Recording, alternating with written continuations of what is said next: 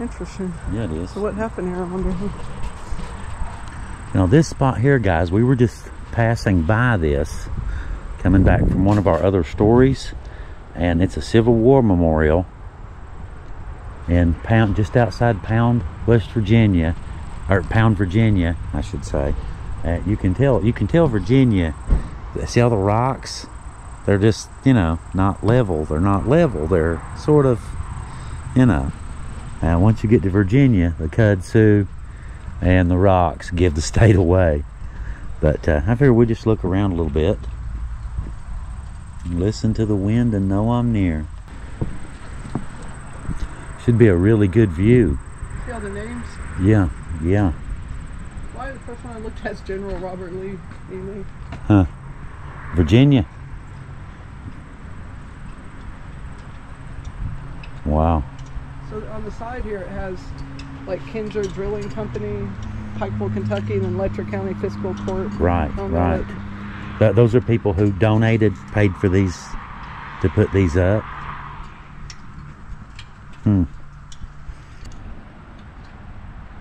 Let's see it a minute. Look at the view out through here. Look at that.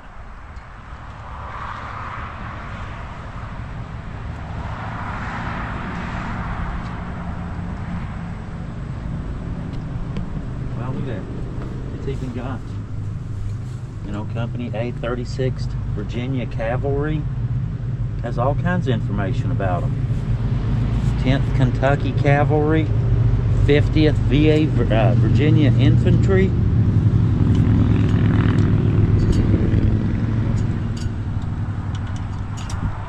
Ben Caudill Camp. We'll have to look into that a little bit more. Yeah, Ben Caudill Camp. There's some kind of marker right there we'll go look at here in a second too. Hey guys, so when we got home, we went ahead and looked up the Ben Caudill Camp 1629 to see what we could find out, and this is what we found. Long lost burial site found. The burial site of dozens of Confederate soldiers has been found after years of searching. Most of these soldiers were from the 5th Kentucky Infantry, but soldiers from other Kentucky and Virginia regiments are also buried in the old cemetery. The cemetery is in the old neglected portion of the Sandlick Cemetery, located in the west section of Whitesburg in Letcher County, Kentucky. Now that is not where we're doing the video, but we'll get to that in 1 second. So this is the Sandlick Creek Cemetery, also known as Mouth Sandlick, Whitesburg, Letcher County, Kentucky. Directions right here, GPS coordinates. It says Sandlick Cemetery is located just west of downtown Whitesburg on the old Highway 15, aka Hazard Road. As you see, there's 898 graves here. They're not all Civil War graves, you know. But, so let's get back to the story. The Colonel Benjamin Caudill, Camp number 1629 of the Sons of the Confederate Veterans, has searched for the burial site for several years. Several records, such as Edward Durant's diary, George Musgrove's book, and General Humphrey Marshall's reports all made mention of the death and treatment of the Confederate soldiers in a hospital in Whitesburg. Official records of the 5th Kentucky Infantry named at least 10 soldiers that had died in Whitesburg and recorded the dates of their deaths. General Marshall's report stated that several men of the 21st, 54th, and 29th Virginia Infantry and that the 1st Kentucky Mounted Battalion had died there as well. It has been thought that several soldiers from other regiments that were stationed in and around Whitesburg, as well as ones that traveled through the town on the way to Virginia through Pound Gap, were treated, cared for, and died in the small town. The hospital was reported to have been located in the bottom where the Sandlick Creek emptied into the North Fork of the Kentucky River. John Caudill, father of Colonel Benjamin Caudill, owned this bottom. The huge bottom was used as a campground and training facility for Confederate troops stationed in the area. The location of the old Sandlick Cemetery is approximately 1,000 feet northeast of the mouth of Sandlick Creek. This old cemetery was on land owned by John Caudill and is also the location of his grave as well. This portion of the cemetery had been badly neglected and was not accessible due to trees, briars, and underbrush. Most members of the Letcher County Historical Society believe that this site was the location of the forgotten Confederate burial ground. The Caudill camp appeared to the public for additional information and was approached by an elderly lady saying that she'd been born and raised in the area. She stated that as a young girl, she had been told that the overgrown section of the cemetery contained the burial site of rebel soldiers. Not long after this correspondence, a great-great-grandson of John Caudill repeated the same tale. Armed with this information, several members of the Caudill camp braved cold and wet weather on Saturday, January 7th, which is winter, to begin clearing the thicket surrounding and covering the old cemetery. As tons of brush and briars were removed from the area, several old tombstones and rock markers began to appear. Several of the graves were in rows that appeared to be military-style order. On the north edge of the clearing was the grave of Lieutenant James Fitzpatrick. On the west side was the grave of Private Joseph E. Cornett. And to the south was the grave of Private Stephen Caudill, all of the 13th Kentucky Cavalry. Unfortunately, the vast majority of the tombstones and rocks did not contain names and dates. It is presumed that these unmarked graves are the final resting places of dozens of unknown Confederate soldiers. On Saturday, January 28th, several members and their family returned to the cemetery to continue cleaning and searching the area. With most of the cemetery now cleaned, all clues provided by tombstones and other information previously obtained convinced the Caudill camp that this was indeed the long searched for resting place of the forgotten Confederate soldiers. The Caudill camp designed a memorial stone to place at the location of these Southern heroes, honoring both known and unknown soldiers. The stone was placed at the cemetery July 20th and provides information about the nearby Confederate hospital that provided care for the unfortunate soldiers so many years ago. Enterprise Coal Company, Hall Equipment, Jerry Wells, and local citizens donated enough money to have the monument built. Appalachian Monument of Letcher County built the monument. A granite bench, a stone with an engraving of a Confederate soldier's prayer, and a flagpole were also placed at the site. Hopefully the combination of Confederate tombstones and monument will prevent the story of these long-forgotten soldiers from being lost again.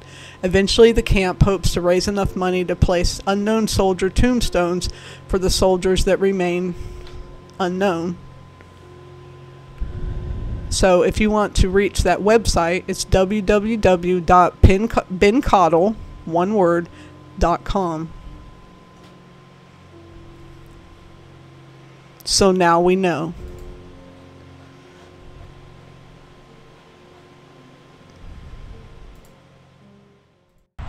Brothers once more.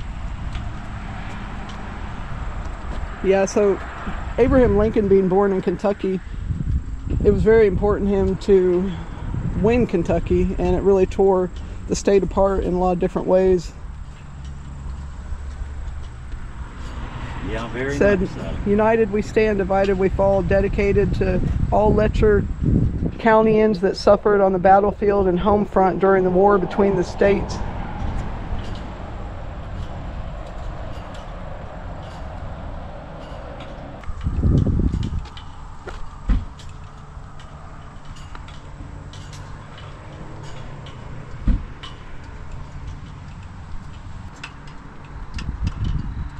Look at this.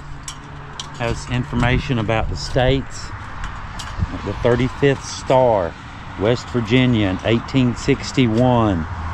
And over here's the addition of Kansas and Kentucky to the this stink bug. Heather had a stink bug on her. It's a current flag. Oh, it's very sunny in it. Yeah, it is. Look at this, the Bonnie Blue flag. 1861. The battle flag of the Southern Cross. 1861 to 1865. Ben Caudill's Army flag. General John Hunt Morgan, the Thunderbolt of the Confederacy, 1825-1864. So it looks like he died in battle.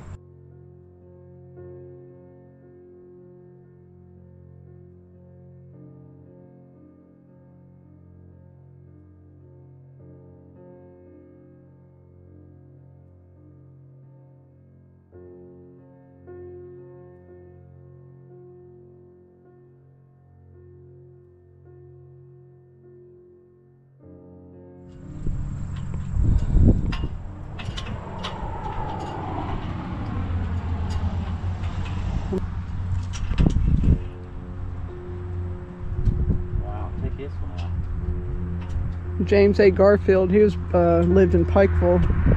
Youngest Union General, 20th President of the United States. Battle of Pound Gap.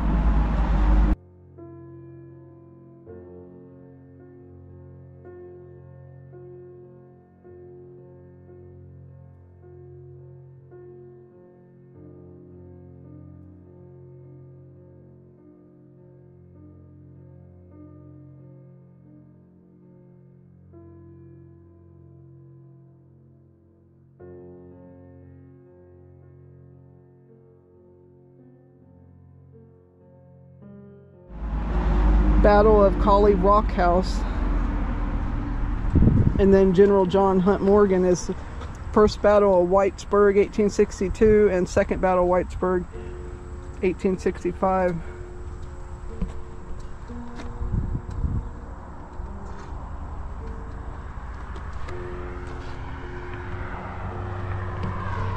The war in Letcher County was truly a war of brother against brother and neighbor against neighbor. Yeah, Kentucky was famous for that. Check this one out. Now look at the flag first. See how it has the red bar on the end? And where was it? That one does not. This right here shows, let me go under the bar here. Go under the handrail instead of walking all the way around. Now this one shows, it's the bottom one. They have three flags on here. The Stars and Bars flag right there was from March 4th, 1861 until May 1st, 1863. And then they went with the second national flag, May 1st of 1863 to March 4th of 1865. That was there. And then the traditional one that, you know, that we're more familiar with is the battle flag, the national flag, March 1st, 1865 to present day. Imagine that. And this right here has a Confederate States, a CSA emblem.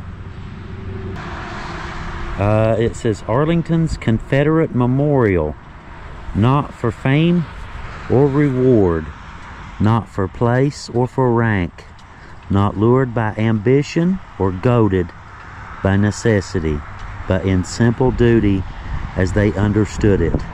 These men suffered all, sacrificed all, dared all, and died.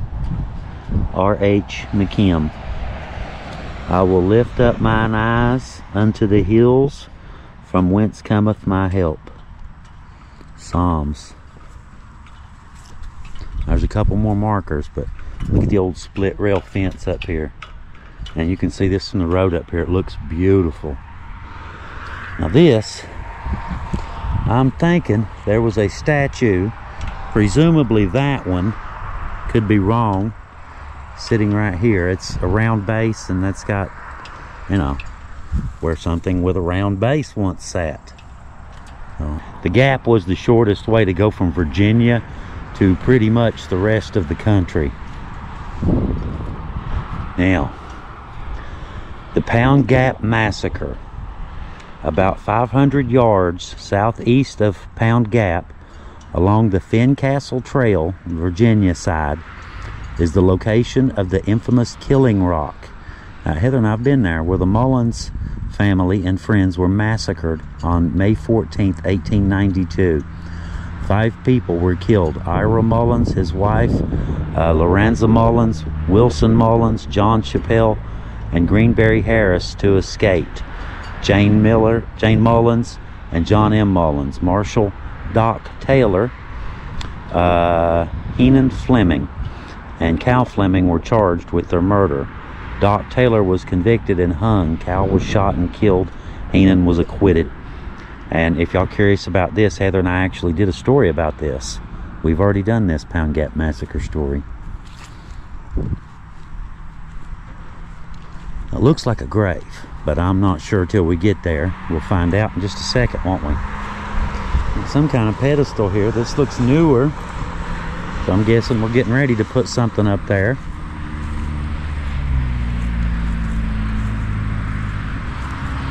Wow. Wow. Well, this hits home, guys. This is something that I'm familiar with very, very much through doing these videos. Known but to God. Dedicated to the unknown souls that rest in the land that they loved. May they rest by cool waters, awaiting the final call to resurrect.